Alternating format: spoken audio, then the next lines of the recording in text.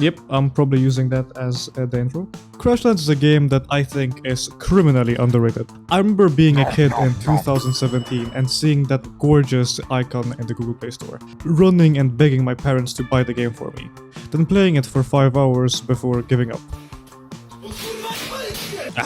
Good times. So in honor of Crashlands being such a huge part of my childhood, and Crashlands 2 coming out, I thought I'd tell you why Crashlands is the best game no one talks about. In this series, I show you games that I think aren't talked about enough, and I use my immense YouTube popularity to bring more exposure to them. So without further ado, let's get to Crashlands. Crashlands was released in 2016 by Butterscotch Shenanigans, a very small indie game studio founded by 3 brothers, Seth, Sam, and Adam Coaster. This game was supposed to be their best work, since under the game's production, Sam was diagnosed with stage 4 cancer. This diagnosis prompted them to try and make this game as well as they could, since it could have been Sam's last game. Thankfully, he's alive and well now, but I'm saying this just so you know that if you dislike this game, it's kind of like hating cancer victims. You play as Flux, an employee for the Intergalactic Shipping Company, and to set the tone for the game, your ship's name is BSS Ass. Flux and her companion AI guide thingy, Juicebox, are en route, transporting packages to their client, when their space journey is interrupted by Hugo.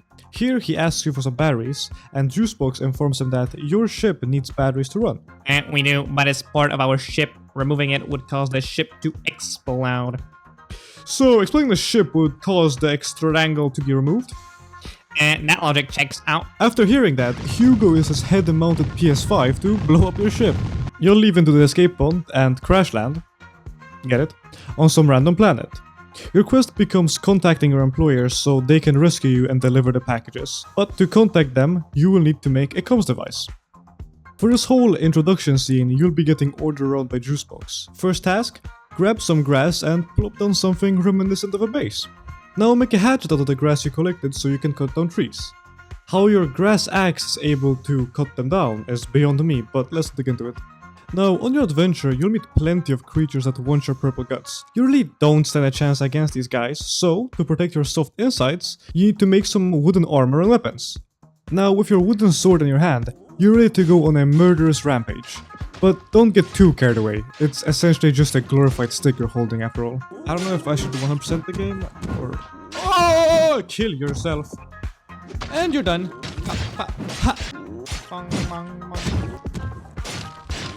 I'll take all your guys at the same time. Pause. Now, after you get done putting these jumping guys on a list of endangered species, Juicebox informs you that you can craft better armor and weapons out of their skin and bones. This concludes your introduction to the crafting system, which I will cover more in depth later. Because now, with your brand new Gucci Louis Vuitton leather armor, you're ready to start looking for parts of the comms device. And to get the first part, you'll need to take a hike to this place, the power pool. But on the way there, you'll be able to see this game's truly amazing visuals. Like, this game is something else with its aesthetic. Sam Coaster, the lead designer and artist, made each location feel truly unique, each with its own creatures and distinct color palette. Whether it be the neon, chemical, tide pod-like colors of the bog, or the frozen tundra landscape, each of these locations are packed full of charm and creativity. So much so that often made me ask, how high were the devs when making this game? Bacon wheel? Yeah, they were high as hell. But by now you should have arrived at this But by now you should have arrived at your destination. Can you feel the power? In the power pool you meet sentient aliens. Or technically you're the alien since you came to their planet. Either way, you talk to them and this sets up the tone for the first act of the game and shows you how the quest mechanic will work. You'll be forced to do lots and lots of favors for people to do things for you. Like here in your first real quest. Burl tells you that his house has been overrun by wampuses. You gotta go kill him for him, and in turn, he will help you get the device parts. Talking to this planet's inhabitants, you'll also begin to get side quests, which don't get you closer to delivering the packages and completing your main goal, but instead they give you schematics for bombs and gadgets and such, that can effectively turn you into a one-man army. Although the conversations aren't voiced in this game, the dialogue is still plenty charming and enjoyable to read. But there is one problem. This game makes plenty of pop culture and hip references, which would be fine since you remember that this game was made in 2016. So some dialogue didn't age too well. Oof. Yep. This isn't really much of the game's fault, but it's kind of how hip and modern language evolved. And seeing this kind of lingo now can leave a slightly sour taste in your mouth, since it comes off very Redditor millennial cringe-like, for lack of a better term. Because nowadays we don't say hashtag #NoScope360, we say what the sigma? Language truly has improved. But even with the occasional cringy line, most of the dialogue is still plenty enjoyable, making each person in the story feel quite unique. Like Flux being the stereotypical, compassionate but sometimes impulsive main character, and Juicebox being a sarcastic mother, protective over her babies, or in this case packages. But yeah, I'll be honest, I beg that Crashlands 2 is fully voiced, because it hurts my brain-rotted brain to read dialogue. Now, after clearing out Burl's house, you report back to him that you finished the job. He in turn goes and distracts this guy, so you can go take the couse device part. But it turns out that Hugo Duco had some AirTag or something on it, so he detects your presence and appears out of thin air. Burl calls him some alien slurs or something. I mean, if you want the fucking brawl! So in response, Hugo disintegrates him with his laser. Witnessing this terrible murder, you're forced to relay the news of Burl's death to his only family member, Grandmommy. So, you take your purple ass over to her. But as per alien custom, you're also supposed to give her a gift, which I forgot to do. Oh, I have to give her a gift. What do I have to give her? This serves as a good moment to point out a very annoying thing in this game.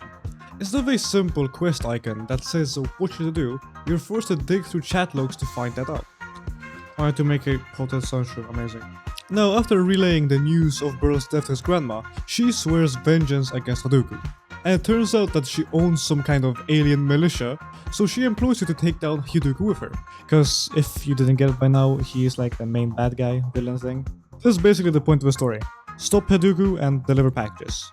But to do that, you need to power up. Like a lot. Which brings me to the 3 critiques I have for this game. All of my critiques revolve around the gameplay loop, but I think it'd be simpler if I break them down into 3 main points. The gathering of resources, the crafting or progression system, and the inventory. Alright, the first critique is about the resource gathering, which is this game's main gimmick. You'll spend most of your time traveling this beautiful land, hitting rocks, or hitting trees, or hitting creatures, or hitting more rocks, or hitting more trees. You get it. You'll be hitting lots of stuff, which as you can see can become quite boring. But instead of just saying, this is so boring, devs please fix, I'm gonna offer you a hit of Discopium. This very simple and repetitive mechanic makes this game the perfect second motor game. What I mean by that is that it can be quite underwhelming just walking around hitting random objects and collecting resources. It can leave you getting quite a bit philosophical and introspective. So instead of getting overwhelmed by your own thoughts, I suggest you go and put a show in the background. Will this fry your attention span? Possibly. But it does fix the slight underwhelmingness of this game. Critique number 2. The crafting or progression. Okay, so now after you cut an entire forest while binge watching Judge Judy, you're probably asking yourself, well, what do I do with everything I just collected?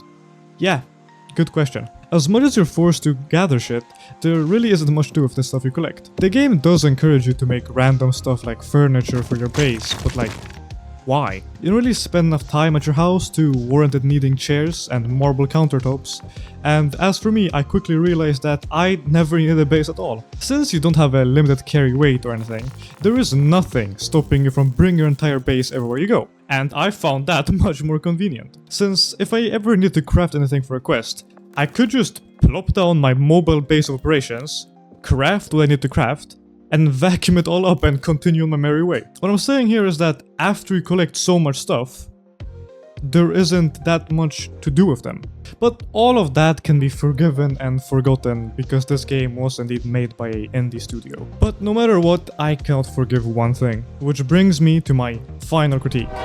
Critique number 3, which is French for 3. You don't have the ability to open your inventory. For a game that's mainly about beating things up and collecting the things they drop, the lack of an inventory menu is fucking crippling. Let me reiterate, you spent the last 20 minutes bashing trees, So how much wood did you get? You don't know! You can't open your inventory and quickly see that. And the only two ways to see how much timber you have is either by going all the way back to your base, going to your crafting station and looking at the crafting menu, or by going all the way back to the forest and bashing more trees so you can see your total item count. Wait, we're not done here. There's more. Imagine you're doing a quest and bro asks you to get him 20 rocks, 10 wood and 5 grass. Not only is there no easy way to see what you need in any particular quest, forcing you to dig through chat logs, but once you finally found out what items you need, you are met with another issue. You don't know what you're missing. You might already have the 20 rocks and 10 wood and you're only missing the grass, but you can't open your inventory and see what you're missing, forcing you to go out and collect every single item they ask for. But guess what? There's more. It's one thing if the quest asks you to go and grab 20 rocks for Jack, but no, you're on an alien planet, so instead of gathering rocks for Jack, Glubaxagloon over here will ask you to bring in 20 Nuerva flaps and 13 Jolly Furlmar in order to make a Vlammer. So with names like these, excuse me if I'm a little bit fucking angry that I can't check if I have them in my inventory. Alright, jokes aside, I am obviously playing this up a bit, but it's still an issue. But as long as you're ready to look past this one flaw really, you're bound to be in for a pretty good game. Bonus critique, the combat. I am cutting them a bit of slack, but I gotta say, the combat is kinda meh. The difficulty comes from the damage mobs deal, not their attack patterns being difficult. You can legit beat any mob by walking in a circle around them.